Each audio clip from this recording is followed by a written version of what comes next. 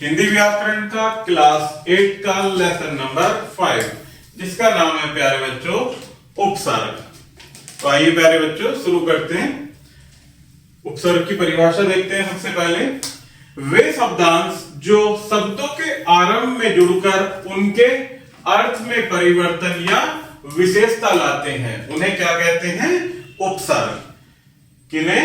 जो शब्द किसी शब्द के आरंभ में जुड़कर उनके अर्थ में परिवर्तन या विशेषता लाते हैं, वही शब्द क्या कहलाते हैं? उपसर्ग। निम्नलिखित शब्दों को ध्यानपूर्वक पढ़ो एवं समझो। जैसे ना प्लस पसंद। एक शब्द होता है पसंद, अगर इसमें एक शब्दांश ना जोड़ देते हैं तो इससे क्या बन जाता है? शब्द नापसंद। इससे क्या हो गया? इसके अर्थ में भी परिवर्तन आया है और ये शब्द भी बदल गया है। इसी प्रकार से बल में दुर जोड़ देते हैं तो उससे क्या बन जाता है? दुर्बल। इसी प्रकार से तत्व में यदि पुरा जोड़ दिया जाए तो क्या बन जाता है? पुरातत्व। उपरोक्त शब्द में पसंद शब्द में ना जोड़कर नापसंद बना है। इसी प्रकार बल शब्द में दुर जोड़कर दुर्बल शब्द तथा तत्व शब्द में पुरा जोड़कर पुरातत्व बना है। ना, दूर और पुरा शब्दांश है जो मूल शब्द के आगे जुड़कर विशेष अर्थ देते हैं। इस प्रकार के शब्दांश ही उपसर्ग कहलाते हैं। आगे देखते हैं उपसर्ग के भेद, जो कि 5 होते हैं। पहला है संस्कृत के उपसर्ग, दूसरा हिंदी के उपसर्ग और अरबी फारसी के उपसर्ग। उपसर्ग की भांति प्रयुक्त संस्कृत के अवयव और अंग्रेजी के उपसर्ग। आगे देखते हैं प्यारे बच्चों, कुछ यहाँ पर संस्कृत के उपसर्ग दिए गए हैं जिनको हम 1 by 1 अर्थ सहित पढ़ेंगे। पहला है प्यारे बच्चों नी उपसर्ग। नी का अर्थ होता है बिना या रहित, जिससे कौन कौन से शब्द बन सकते हैं? निर्बल, निर्धन, निरपराध, निर्भय या निर्गुण। इसी प्रकार से कु उपसर्ग, जिसका अर्थ होता है बुरा। इससे बनते हैं शब्द कुमार्ग, कुपुत्र, कुरूप और कुकार।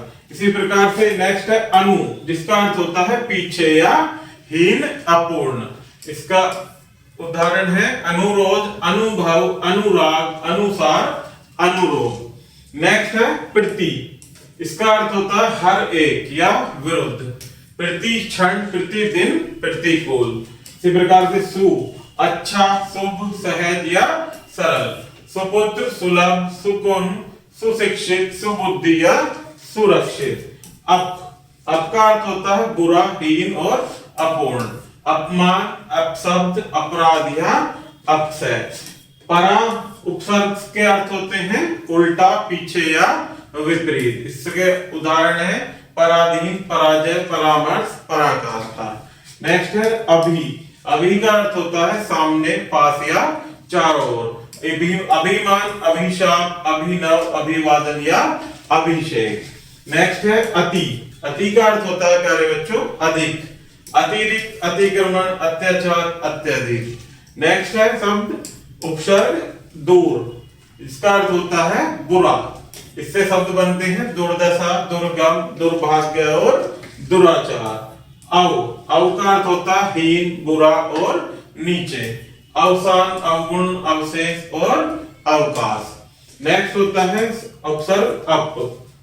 उप का अर्थ होता है निकट या समान। इसके उदाहरण है उपकार, उपवन, उपहार, उपग्रह और उपदेश। कुछ होते हैं प्यारे बच्चों हिंदी के उपसर्ग, क्योंकि हिंदी शब्दों से बने होते हैं, जिसमें पहला उपसर्ग है क्या या कु। इसका अर्थ होता है बुरा। इससे बनने वाले शब्द कुरुति, कुमार, कुविचार, कुटिल और कुकुर्म। नेक्स्ट है ए या अन। इसका अर्थ होता है अभाव। इससे बनने वाले शब्द अनकही, अनजान, अवैध, अनमोल या अनपढ़। नेक्स्ट होता है भर, जिसका अर्थ होता है पूरा। भरसक, भरपूर या भरपेट। नेक्स्ट है पर, जिसका अर्थ होता है दूसरा। परोपकार, परदेश, परहित या परवश। नी का अर्थ होता है रहित। निकम्मा, निहत्ता, निठल्ला या निपुण। कुछ होते हैं प्यारे बच्चों अरबी फारसी के उपसर्ग, जैसे गैर। गैर का अर्थ होता है अनुचित, गैर हाजिरी, गैर कानूनी या गैर जिम्मेदारी।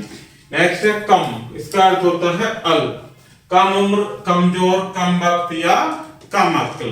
नेक्स्ट है सर, इसका अर्थ होता है प्रधान या मुख्य, सरपंच, सरताज, सरकार, सरपंच। ना का अर्थ होता है नहीं या अभाव, नापसंद, नासमझ, नादान, नालायक।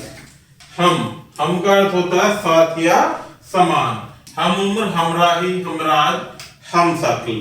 नेक्स्ट होता है बे, मीन्स बिना या रहित, बेदाग, बेजोड़, बेवक्त, बेजान, बेखटके, बेहिसाब। नेक्स्ट है बद का अर्थ होता है बुरा, बदनाम, बदसूरत, बदनसीब, बदहजमी, बदकिस्मत, बदचलन।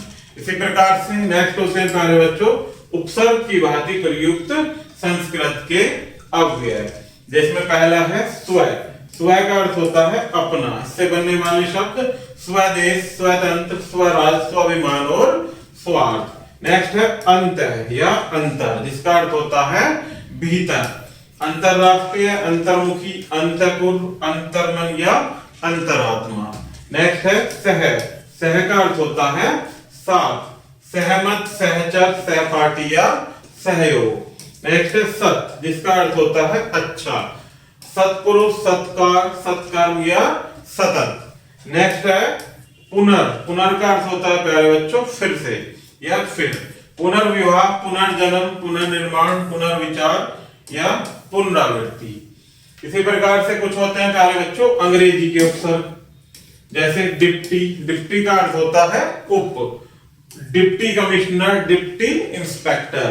चीफ का अर्थ होता है मुख्य, चीफ मिनिस्टर, चीफ जज, चीफ सेक्रेटरी। वाइस का भी अर्थ होता है उप, vice chairman, vice president, vice captain, vice chancellor. Next है जनरल, साधारण, इसका अर्थ होता है जनरल स्टोर, जनरल वार्ड या जनरल अस्पताल। असिस्टेंट का अर्थ होता है सहायक, assistant registrar, assistant commissioner, assistant nurse. आगे देखते हैं अध्याय संक्षेप। वे शब्दांश जो शब्दों के आरंभ में जुड़कर उनके अर्थ में परिवर्तन या विशेषता लाते हैं उन्हें उपसर्ग कहते हैं। उपसर्ग 5 प्रकार के होते हैं, संस्कृत के उपसर्ग, हिंदी के उपसर्ग, अरबी फारसी के उपसर्ग, उपसर्ग की भांति प्रयुक्त संस्कृत के हुए या अंग्रेजी के उपसर्ग। तो प्यारे बच्चों, इस प्रकार से हमारा ये लेसन यही समाप्त होता है। आशा करता हूं कि आपको यह वीडियो जरूर पसंद आई होगी। धन्यवाद।